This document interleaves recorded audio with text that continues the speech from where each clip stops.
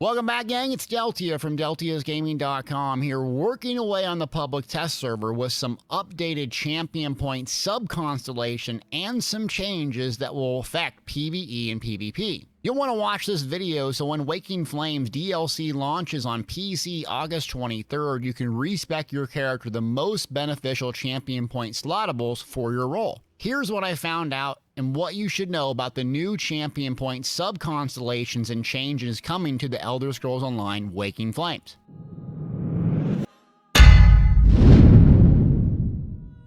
So we're here in the fitness tree and it looks a little bit different. You'll notice 3 purple ones with subcategories or sub-constellations that have been added. According to the developers, they wanted to add more core combat gameplay interactions. You'll notice 3 different ones, so let's tackle these one at a time. The first one up is Survivor's Spite, and you'll go down in here. You'll need at least 10 points in Mystic Tenacity to access the slottables. This sub-constellation feels like a heavy PvP focus with little application to PvE in my opinion.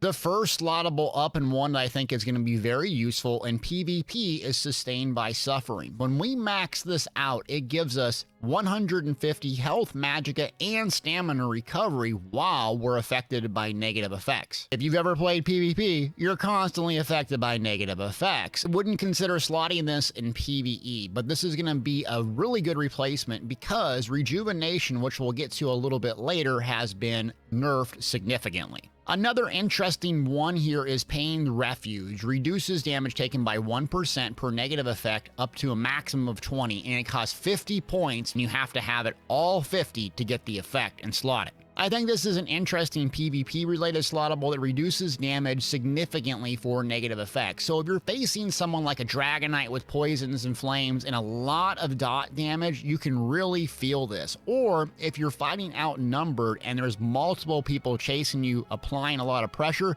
this could be a very good slottable to reduce damage. Again, I cannot see this being used or applicable in a lot of PvE situations. Relentless is next up. Gain major protection for 3 seconds after being stunned or feared. 1 stage, 50 points, and it's a decent slottable for counter ganking if you are struggling with that. There is a new reworked ability called Revealing Flare I want to show you in case you're unaware. This is the Alliance War ability, Revealing Flare. Simply slotting this on your bar gives you major protection at all times. Plus, it's really nice counter to gankers, thus meaning I do not see a real big usefulness in the Relentless passive, and I wouldn't consider slotting it in PvE or PvP really. Let's move on over, and you're going to have to take Summon Hero's Vigor and all the way over to Wind Chaser, and as it sounds, a constellation focused on movement speed. 8 points is the minimum into Hasty in order to access this, along with 3 new slottables. The first one up is Celerity, and I think is going to be awesome all-around slottable. At a maximum of 50 points, you can increase your movement speed by 10%, which is the same bonus you get from the Steed Mundus Stone. I love this slottable choice, and will have this on my crafter immediately. Thrill of the Hunt is up. When you kill an enemy, you gain Major Expedition for 3 seconds, or 6 seconds if you put all 50 points into this. I consider this a weak slottable, considering there are many forms of Major Expedition in and outside most class skill sets or item sets, and I couldn't really see using this over something like Celerity, which is active at all times. Refreshing Stride is up next, and you gain 100 health and magic recovery per stage all the way up to 5, giving you a maximum of 500 health and magic recovery while sprinting.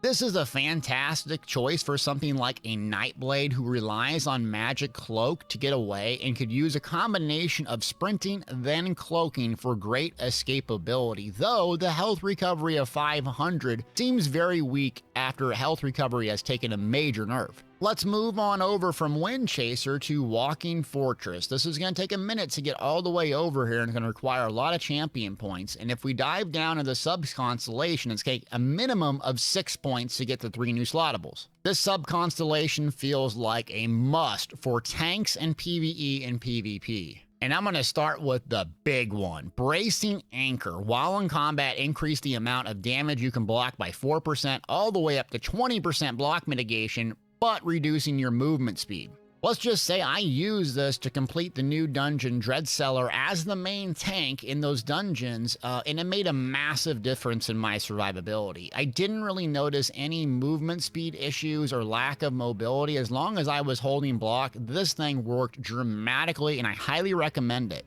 Wardmaster is up next, reducing your damage taken by 2% per stage, all the way up to 10% while blocking, but it has a caveat: under the effect of a damage shield. With the need for both blocking and a shield being up, I don't see it being that useful unless you're running sets that constantly proc shields, or you're using something like the Dragonite Igneous Shield and so on. Keep in mind, if you're using those shields, usually those are consumed pretty quickly by incoming damage, and thus I don't see really being that beneficial. Soothing Shield is up next, and when you successfully block an attack, you have a 15% chance to restore health, 735, with 50 points maxing this out. I use this as well on the Dreadseller hard mode, and I did like it because a lot of the times the healer was out of range, or I needed just a little bit of healing in a pinch, and this was very helpful. So those were the additions. There are also a couple changes. So one changes in the fitness tree is to Juggernaut.